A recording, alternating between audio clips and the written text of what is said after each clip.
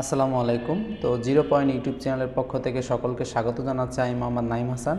তো আজকে আমরা কথা বলবো যারা প্রথম ধাপের পরীক্ষার্থী ছিলেন এবং ওইখান থেকে কিছু সংখ্যক পরীক্ষার্থী কিন্তু পরীক্ষা বাতিল চেয়ে আদালতে রিট করেছিলেন। তো সেই রিটের আদেশ কবে দেবে এবং রিটে কি কি হইতে পারে, তো এই বিষয়টা নিয়ে কথাবার্তা বলবো। তো যেহেতু রিট করা হয়েছে কিছুদিন আগে এবং রিটের আদেশ কিন্তু আগামীকাল রবিবার প্রকাশ করা হবে বা আদেশ দেওয়া হবে।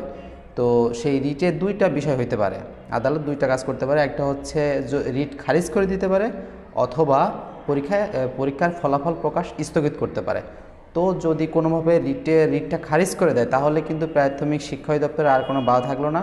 তারা, আমি যেটা বলছিলাম, সামনের সপ্তাহে যে রেজাল্টটা প্রকাশ করার কথা সে প্রকাশ হয়ে যেতে পারে।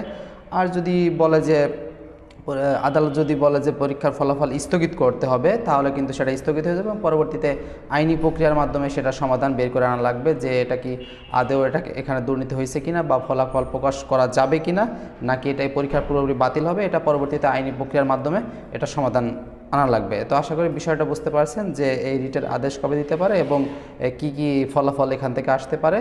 তো এটা কি পজিটিভ আসবে নাকি নেগেটিভ আসবে। তো ধন্যবাদ সকলকে, ভালো থাকবেন, সুস্থ থাকবেন, আল্লাহ হাফেজ।